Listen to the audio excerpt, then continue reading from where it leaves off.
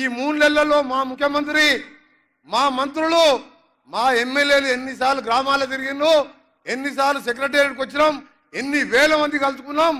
10 ఏళ్లలో మీ 3 నెలల్లో వచ్చిన అంతసార్లు కూడా సెక్రటేరియట్ రాలే, బయటికి రాడు, మనుషులను గెలవడు, ఇవాళ పేద ప్రజలను గెలవడు. ఆఖరికి వాళ్ళ సొంత పార్టీ మంత్రులు వస్తే కూడా బయటికి వచ్చే పరిస్థితి. ఆ రోజు రాక్షస పాలన, ఈరోజు ప్రజాస్వామ్య పాలన, సోనియమ్మ పాలన ఇచ్చిన ఇందిరమ్మ రాజ్యం తీసుకొస్తూ ఒకదాని వెనుక మన ముఖ్యమంత్రి గారు చెప్పిన 6 గ్యారంటీలు, ఆ రోజు సోనియా గాంధీ ఇచ్చిన 6 గ్యారంటీలు అన్నీ అమలు చేసాం. ఈ నెల భద్రాచల రాముల వారి సన్నిధిలో ఇందిరమ్మది ముఖ్యమంత్రి గారు కూడా చెప్తారు, ఇందిరమ్మ హౌస్ కార్యక్రమం చేసుకుంటున్నాం.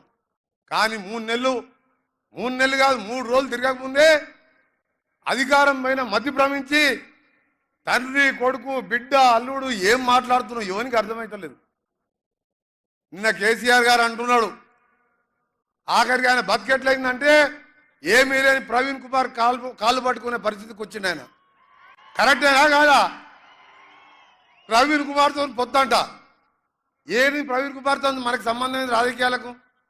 ఆయన మాట్లాడుకుంటూ 4 నెలల్లోనే కాంగ్రెస్ ప్రభుత్వం ప్రతిష్ట దెబ్బతిన్నది అంటే మనం వచ్చి 3 నెలలు కూడా కాలేదు, రేపటికి 3 నెలలు.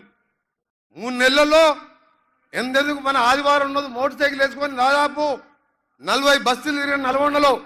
ఏ బస్తీ, ఏ మైనార్టీ అక్క చెల్లెలు పోయినా, ఏ దళిత వాడకు పోయినా ఎట్లున్నారు అక్క, ఏమున్నది, కరెంటు బిల్లు ఎంత వచ్చిందంటే 0 బిల్లు వచ్చి బిల్లు చూపించుకుంటా నవ్వుకుంటా చేతులు పట్టుకొని అంత సంతోషంగా కనబడ్డారు. ఆయన పాలన ఎట్లుండే, 1వ తారీఖు పేదవాడు బిల్లు కట్టకపోతే ఆ డిస్కనెక్ట్ బిల్లు కట్టుకునేవాడు. పేదవాడైతే కరెంటు బిల్లు ఎడ కట్టవలసి వస్తుందని చెప్పి చీకట్లో పడుకునేవాడు ఈ ధనిక రాష్ట్రంలో. అలాంటిది ఈరోజు ఒక్కొక్కటి 7 లక్షల కోట్ల అప్పు చేసినాం, దానికి వడ్డీలు కట్టాలి. 38,000 కోట్ల బకాయిలు చేసినాం, అవి తీర్పాలి.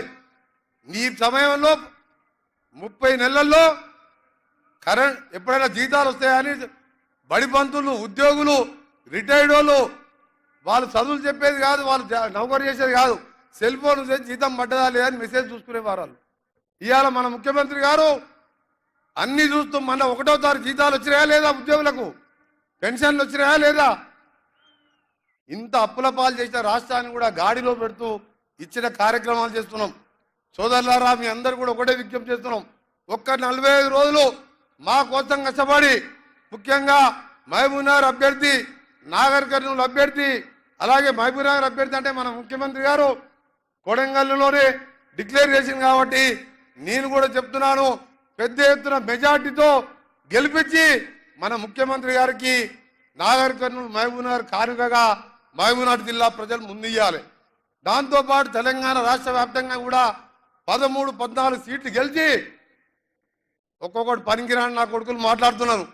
5 నెలలు ఉంటుంది, 6 నెలలు ఉంటుంది ప్రభుత్వం అని చెప్తున్న కేసీఆర్, కేటీఆర్, హరీష్ రావు, నీ దొంగ దందాలు, నీ బిడ్డ ఢిల్లీలో మద్యం దుకాణం ఎప్పుడు తేలకపోతుందో తెలియదు. ఇక్కడ టానిక్ షాపులు పెట్టి 1000 కోట్లు దోసుకున్నావు, ధరణి పేరు మీద దోసుకున్నావు, మునిగిపోయే కూలిపోయే కాళేశ్వరం కట్టావు.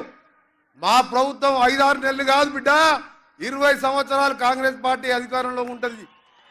తెలంగాణ ఇచ్చిన పార్టీ సోనియా గాంధీ వేరే దేశంలో పుట్టినా ఈ దేశానికి వచ్చి కోడలిగా 2 సార్లు ప్రధానమంత్రి అవకాశం వచ్చినా భర్త మాంసం ముద్దలో మారిపోతే దేశం కోసం ప్రధానమంత్రి పదవద్దని చెప్పి ఆర్థికవేత్తని ప్రధానమంత్రి పెట్టి బంగారం తాకట్టే పెట్టుకెళ్ళి ఇవాళ దేశాన్ని ఈ స్థితిలో ఉందంటే సోనియా గాంధీ ఆలోచన విధానం. ఆ తర్వాత రాహుల్ గాంధీ గారు ఈరోజు మత ఘర్షణలు పెట్టి అందులో మలిగిపోతున్న మత పార్టీ బీజేపీ లాంటి పార్టీ కోసం అలాంటి పార్టీలు ఉండొద్దని భారత్ జోడో నఫరత్ చోడో అని యాత్ర 4000 కిలోమీటర్ల పాదయాత్ర చేసింది. ఈరోజు న్యాయ యాత్ర పేరు మీద 5000 కిలోమీటర్లు. ఆయనకు ప్రధాన